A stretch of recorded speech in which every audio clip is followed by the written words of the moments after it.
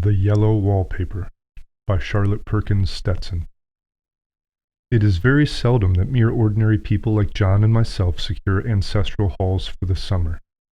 A colonial mansion, a hereditary estate, I would say a haunted house, and reach the height of romantic felicity, but that would be asking too much of fate.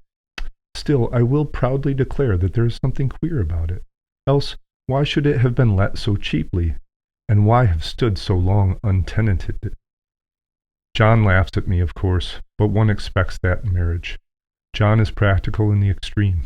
He has no patience with faith, an intense horror of superstition, and he scoffs openly at any talks of things not to be felt and seen and put down in figure. John is a physician, and perhaps, I would not say it to a living soul, of course, but this is dead paper and a great relief to my mind. Perhaps that is one reason why I do not get well faster. You see, he does not believe that I am sick. And what can one do?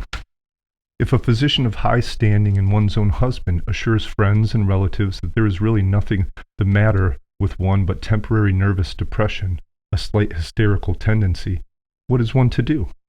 My brother is also a physician and also of high standing, and he says the same thing.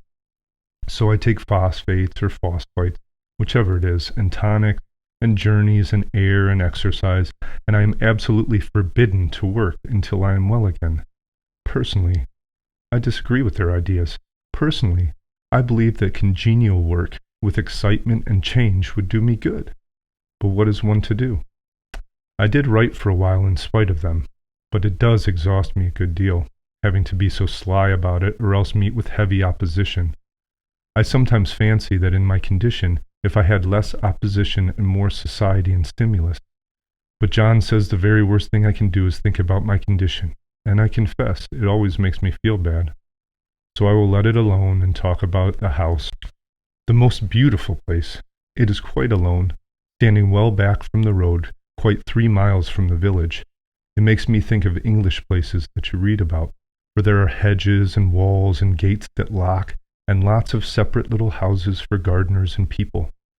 There is a delicious garden. I never saw such a garden.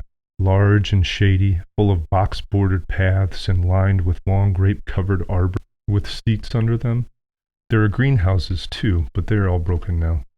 There was some legal trouble, I believe, something about the heirs and co-heirs. Anyhow, the place has been empty for years, and that spoils my ghostliness, I'm afraid. But I don't care. There is something strange about the house. I can feel it. I even said so to John one moonlight evening, and he said what I felt was a draught, and shut the window. I get unreasonably angry with John sometimes. I'm sure I never used to be so sensitive.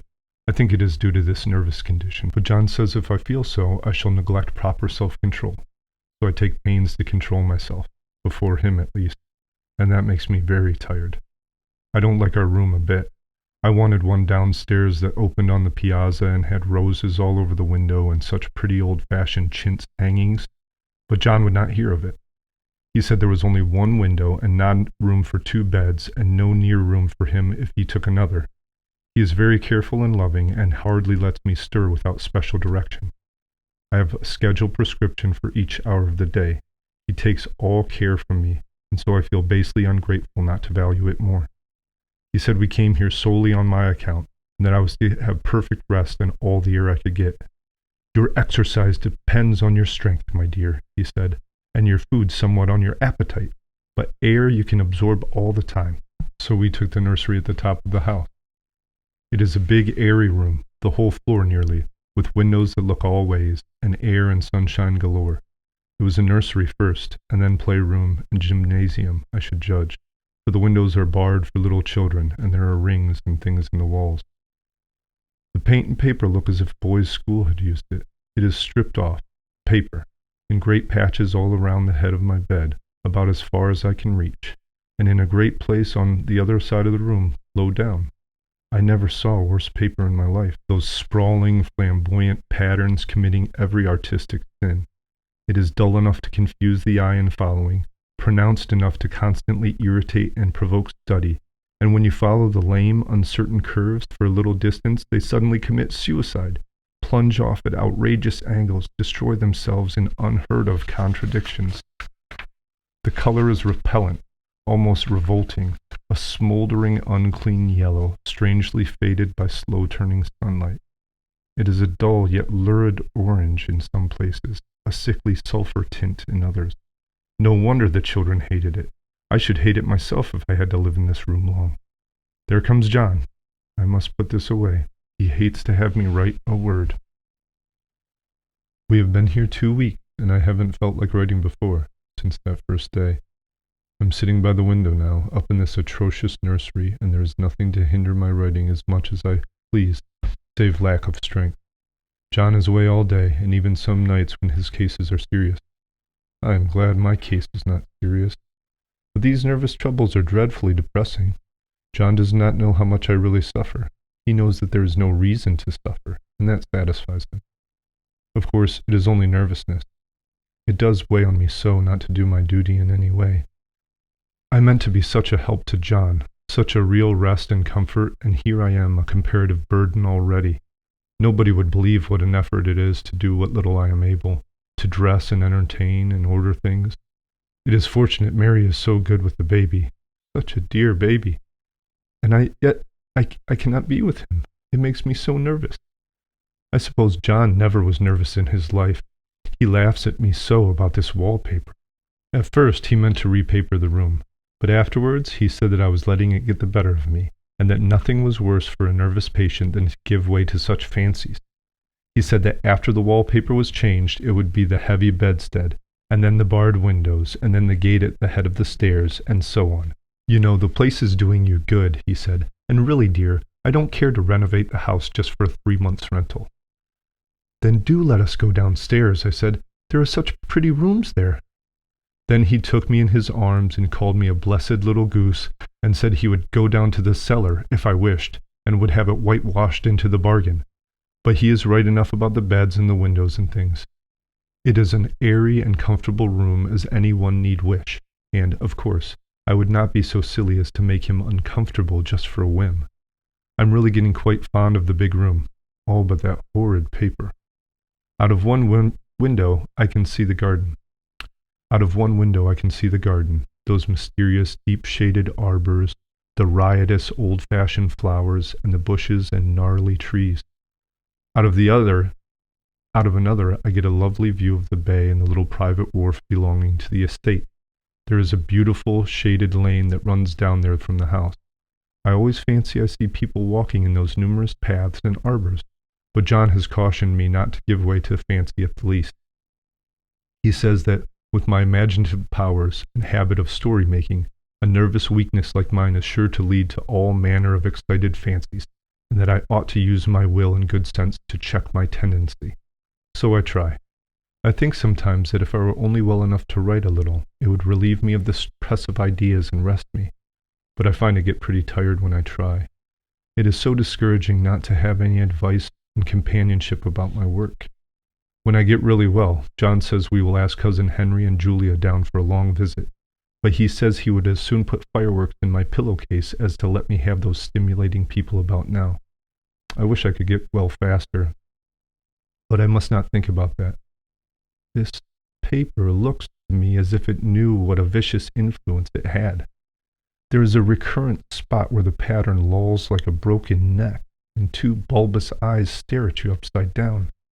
I get positively angry with the impertinence of it and its everlastingness. Up and down and sideways they crawl, and those absurd, unblinking eyes are everywhere.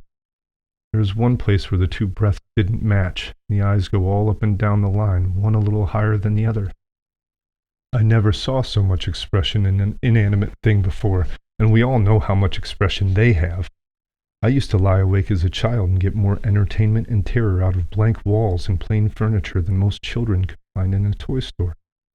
I remember what a kindly wink the knobs of our big old bureau used to have, and there was one chair that always seemed like a strong friend. I used to feel that if any of the other things looked too fierce, I could always hop into that chair and be safe. The furniture in this room is no worse than inharmonious, however. We had to bring it all from downstairs. I suppose when this was used as a playroom, they had to take the nursery things out, and no wonder. I never saw such ravages as the children have made here.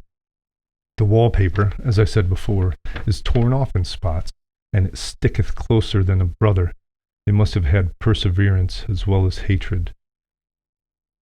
Then the floor is scratched and gouged and splintered, the plaster itself is dug out here and there, and the great heavy bed, which is all we found in the room, looks as if it had been through the wars. But I don't mind it a bit, only the paper. There comes John's sister. Such a dear girl as she is, and so careful of me. I must not let her find me writing.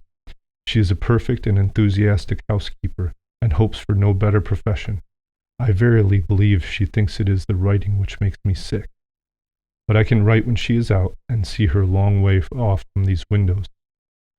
There is one that commands the road, a lovely shaded winding road, and one that looks off over the country, a lovely country too, full of great elms and velvet meadows. This wallpaper has a kind of subtle pattern, a different shade, a particularly irritating one, for you can only see it in certain lights, and not clearly then. But in the places where it isn't faded and where the sun is just so, I can see a strange, provoking, formless sort of figure that seems to skulk about behind the silly and conspicuous front design. Oh, there's Sister on the stairs. Well, the 4th of July is over. The people are all gone, and I am tired out. John thought it might do me good to see a little company, so we just had Mother and Nellie and the children down for a week. Of course, I didn't do a thing. Jenny sees to everything now. But it tired me all the same. John says if I don't pick up faster, he shall send me to Weir Mitchell in the fall. But I don't want to go there at all. I had a friend who was in his hands once, and she says he is just like John and my brother, only more so. Besides, it is such an undertaking to go so far. I don't feel as if it is worthwhile to turn my hand over for anything, and I am getting dreadfully fretful and querulous. I cry at nothing, and cry most of the time. Of course, I don't cry when John is here, or anybody else, but when I am alone. And I am alone a good deal just now. John is kept in town very often by serious cases, and Jenny is good and lets me alone when I want her to. So I walk a little in the garden or down the lovely lane, sit on the porch under the roses, and lie down up here a good deal. I'm getting really fond of the room in spite of the wallpaper. Perhaps because of the wallpaper. It dwells in my mind so. I lie here on this great immovable bed, it is nailed down, I believe, and follow that pattern about by the hour. It is as good as gymnastics, I assure you. I start, we'll say, at the bottom, down in the corner over there, where it has not been touched, and I determine for the 1000th time that I will follow that pointless pattern to some sort of conclusion. I know a little of the principle of design, and I know that this thing was not arranged on any laws of radiation or alternation or repetition or symmetry or anything else that I have heard of. It is repeated, of course, by the breadths, but not otherwise. Looked at in one way, each breadth stands alone. The bloated curves and flourishes, a kind of debased Romanesque with delirium tremens, go waddling up and down in isolated columns of fatuity. But on the other hand, they connect diagonally, and the sprawling outlines run off in great slanting waves of optic horror, like a lot of wallowing seaweeds in full chase. The whole thing goes horizontally, too, at least it seems so, and I exhaust myself in trying to distinguish the order of its going in that direction. They have used a horizontal breadth for a frieze, and that adds wonderfully to the confusion. There is one end of the room where it is almost intact, and there, when the cross lights fade and the low sun shines directly upon it, I can almost fancy radiation after all. The interminable grotesques seem to form around a common center and rush off in headlong plunges of equal distraction. It makes me tired to follow it. I'll take a nap, I guess. I don't know why I should write this. I don't want to. I don't feel able. And I know John would think it absurd. But I must say what I feel and think in some way. It is such a relief. But the effort is getting to be greater than the relief. Half the time now I am awfully lazy and lie down ever so much. John says I mustn't lose my strength, and has me take cod liver oil and lots of tonics and things, to say nothing of ale and wine and red meat. Dear John, he loves me very dearly and hates to have me sick.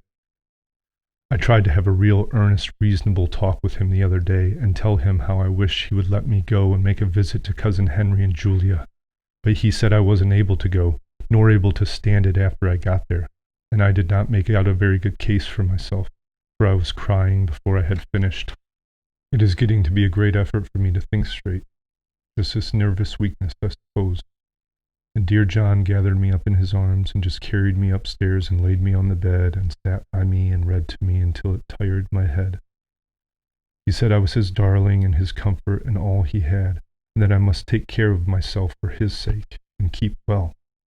He says no one but myself can help me out of it, and that I must use my will and self-control and not let any silly fancies run away with me. There's one comfort. The baby is well and happy, and does not have to occupy this nursery with this horrid wallpaper. If we had not used it, that blessed child would have. What a fortunate escape! Why, I wouldn't have a child of mine, an impressionable little thing, live in such a room for worlds. I never thought of it before, but it is lucky that John kept me here after all. I can stand it so much easier than a baby, you see. Of course, I never mentioned it to them anymore. I am too wise, but I keep watch of it all the same. There are things in that paper that nobody knows but me, or ever will. Behind that outside pattern, the dim shape gets clearer every day. It is always the same shape, only very numerous, and it is like a woman stooping down and creeping about behind the pattern. I don't like it a bit. I wonder, I begin to think, I wish John would have taken me away from here. It is so hard to talk with John about my case, because he is so wise and because he loves me so. But I tried it last night. It was moonlight. The moon shines in all around just as the sun does. I hate to see it sometimes. It creeps in so slowly and always comes in by one window or another. John was asleep and I hated to waken him, so I kept still and watched the moonlight on that undulating wallpaper till I felt creepy. The faint figure behind seemed to shake the pattern, just as if she wanted to get out. I got up softly and went to feel and see if the paper did move, and when I came back, John was awake. "What is it, little girl?" he said. "Don't go walking about like that. You'll get cold." I thought it was a good time to talk, so I told him that I really was not gaining here and that I wished he would take me away. "Why, darling," he said, "our lease will be up in 3 weeks. I can't see how to leave before. The repairs are not done at home, and I cannot possibly leave town just now. Of course, if you were in any danger, I could and would. But you really are better, dear, whether you can see it or not. I'm a doctor, dear, and I know. You are gaining flesh and color. Your appetite is better. I really feel much easier about you." "I don't weigh a bit more," said I, "nor as much, and my appetite may be better in the evening when you are here, but it is worse in the morning when you are away." "Bless her little heart," he said with a big hug. "She shall be as sick as she pleases. But now let's improve that shining hours by going to sleep and talk about it in the morning." "And you won't go away?" I asked gloomily. "Why, how can I, dear? It is only 3 weeks more, and then we will take a nice little trip of a few days while Jenny is getting the house ready. Really, dear, you are better." "Better in body, perhaps," I began, and stopped short, for he sat up straight and looked at me with such stern, reproachful look that I could not say another word. "My darling," he said, "I beg of you, for my sake and for our child's sake as well as for your own, that you will never for one instant let that idea enter your mind. There is nothing so dangerous, so fascinating to a temperament like yours. It is a false and foolish fancy. Can you trust me as a physician when I tell you so?" So of course I said no more on that score, and we went to sleep before long. He thought I was asleep first, but I wasn't, and lay there for hours trying to decide whether the front pattern and the back pattern really did move together or separately. On a pattern like this, by daylight, there is a lack of sequence, a defiance of law that is a constant irritant to a normal mind. The color is hideous enough, and unreliable enough, and infuriating enough, but the pattern is torturing. You think you have mastered it, but just as you get well underway in following, it turns a back somersault, and there you are. It slaps you in the face, knocks you down, and tramples upon you. It is like a bad dream. The outside pattern is a florid arabesque, reminding one of a fungus. If you can imagine a toadstool in joints, an interminable string of toadstools budding and sprouting in endless convolutions, why, that is something like it. That is, sometimes. There is one marked peculiarity about the paper, a thing nobody seems to notice but myself, and that is that it changes as the light changes. When the sun shoots in through that east window, I always watch for that first long, straight ray. It changes so quickly that I can never quite believe it. That is why I watch it always. By moonlight, the moon shines in all night when there is a moon. I wouldn't know it was the same wallpaper. At night, in any kind of light, in twilight, candlelight, lamplight, and worst of all by moonlight, it becomes bars. The outside pattern, I mean, and the woman behind it is as plain as can be. I didn't realize for a long time what the thing was that showed behind, that dim sub-pattern, but now I am quite sure it is a woman. By daylight she is subdued, quiet. I fancy it is the pattern that keeps her so still. It is so puzzling. It keeps me quiet by the hour. I lie down ever so much now. John says it is good for me to sleep all I can. Indeed, he has started a habit by making me lie down for an hour after each meal. It is a very bad habit, I am convinced, for you see, I don't sleep, and that cultivates deceit, for I don't tell them I'm awake. Oh no. The fact is, I am getting a little afraid of John. He seems very queer sometimes, and even Jenny has an inexplicable look. It strikes me occasionally, just as a scientific hypothesis, that perhaps it is the paper. I have watched John when he did not know I was looking, and come into the room suddenly on the most innocent excuses. I've caught him several times looking at the paper. And Jenny, too. I caught Jenny with her hand on it once.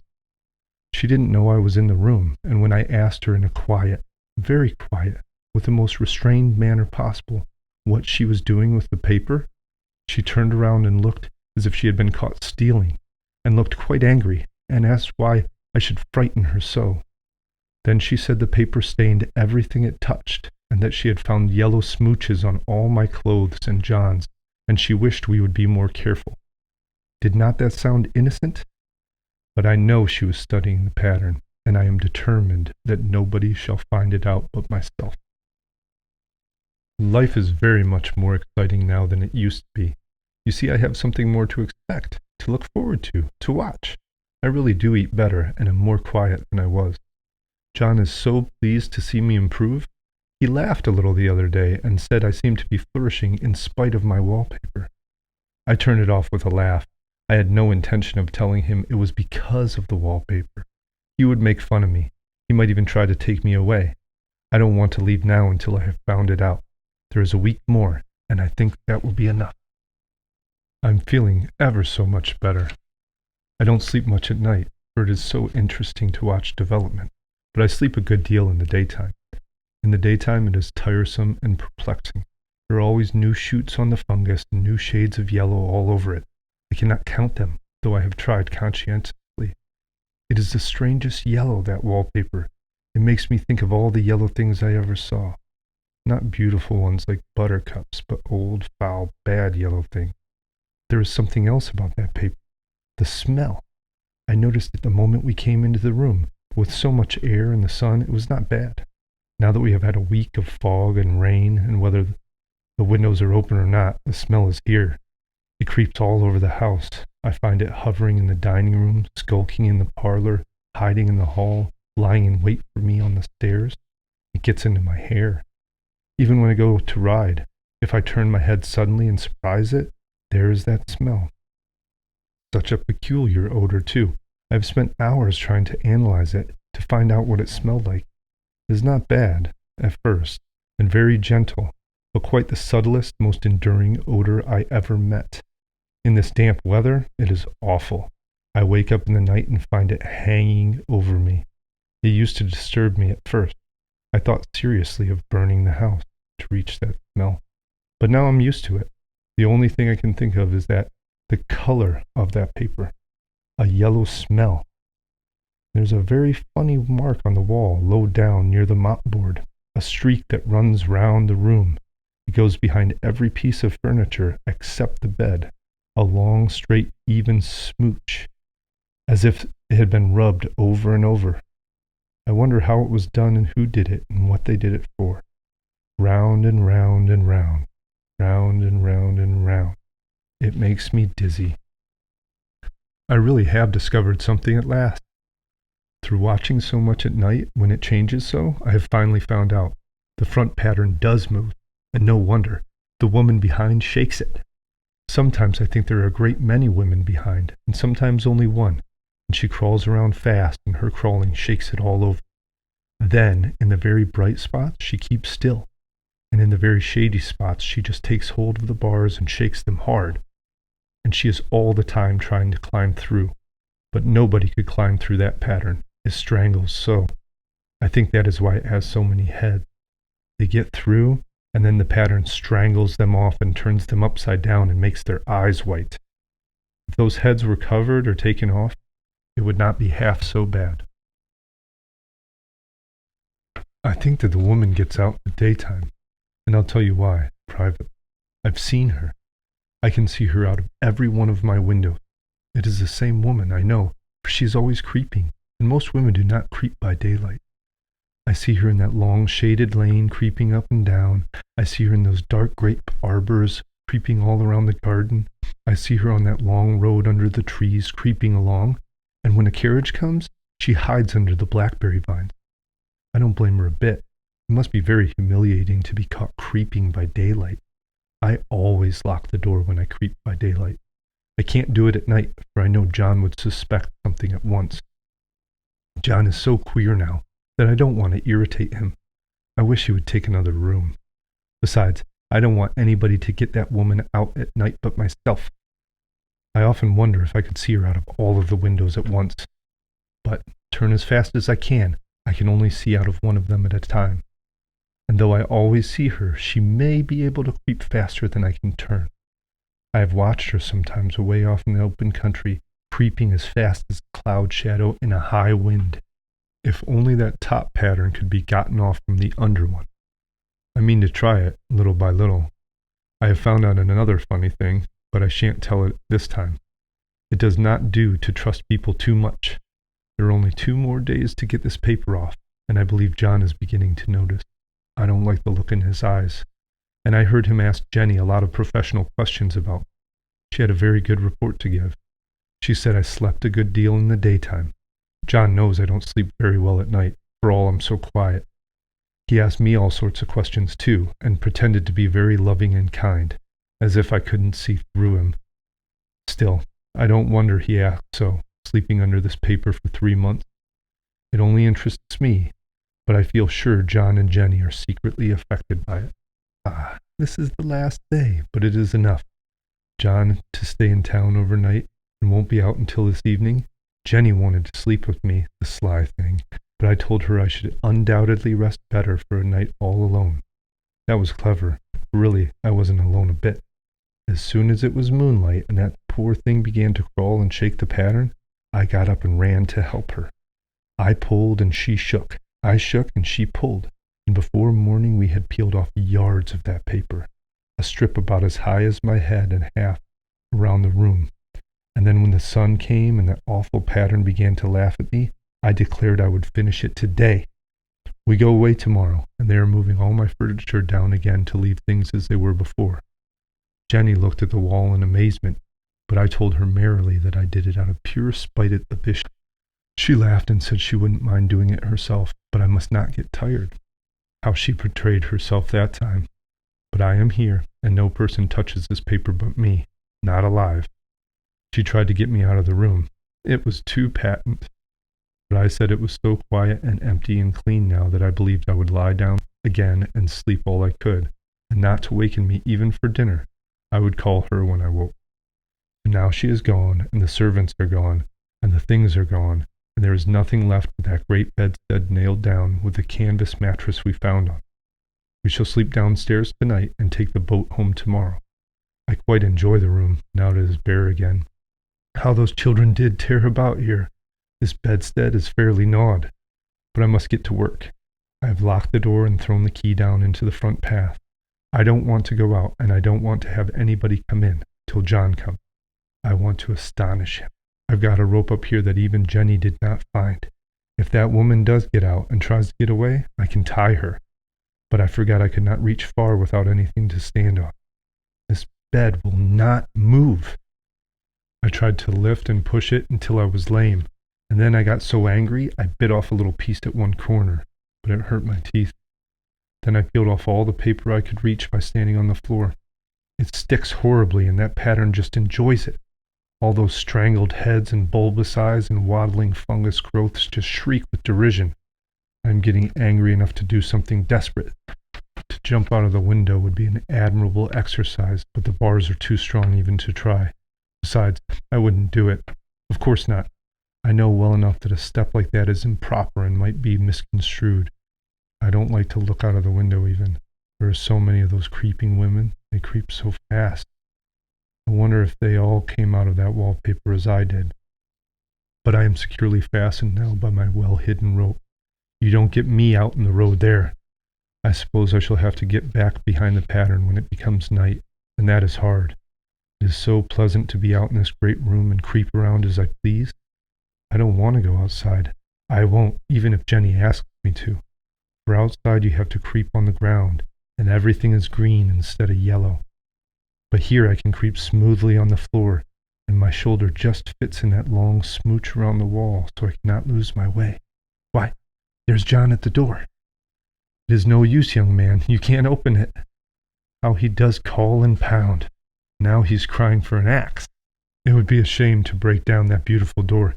John, dear, said I, in the gentlest voice, the key is down by the front steps, under a plantain leaf. That silenced him for a few moments. Then he said, very quietly indeed, open the door, my darling. I can't, said I. The key is down by the front door, under a plantain leaf. And then I said it again, several times, very gently and slowly, and said it so often that he had to go and see, and he got it, of course, and came in. He stopped by the door. What's the matter? He cried. For God's sake, what are you doing? I kept on creeping just the same, but I looked at him over my shoulder. I've got out at last, said I, in spite of you and Jane, and I've pulled off most of the papers so you can't put me back. Now why should that man have fainted? But he did, and right across my path by the wall, so that I had to creep over him every time. The end. Hey everybody, thanks for listening.